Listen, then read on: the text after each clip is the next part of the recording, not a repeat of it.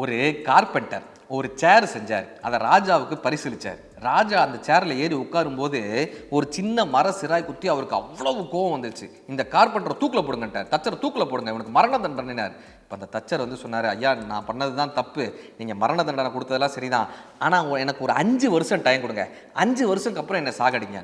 எதுக்கு 5 வருஷம்னு கேட்டார். இந்த உலகத்தில் இருக்கக்கூடிய அற்புதமான இறகுகள்லாம் நான் சேகரிக்கிறேன், ஒரு 5 வருஷம் டைம் கொடுத்தீங்கன்னா அதை வச்சு நான் சிறகுகள் பண்ணிடுவேன், ரெக்கைகள் பண்ணிடுவேன். நீங்கள் அந்த ரெக்கையை எடுத்துகிட்டு போய் உங்கள் குதிரைக்கு பூட்டினீங்கன்னா குதிரை பறக்க ஆரம்பிச்சிடும். நீங்கள் அந்த குதிரை மேலே ஏறி உட்காந்தீங்கன்னா நீங்களும் பறக்கலாம்.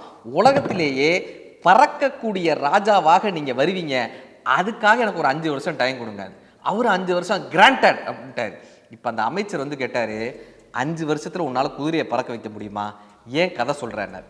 அவன் சொன்னா, அந்த குதிரை பறக்காதுன்னு உனக்கும் தெரியும் எனக்கும் தெரியும், ஆனால் 5 வருஷத்தில் என்ன வேணாலும் ஆகலாம். அந்த ராஜாவே மாறலாம், இல்லை அந்த ராஜா போரில் சாகலாம், நானே இயற்கையில் சாகலாம், ஆட்சி மாறலாம்.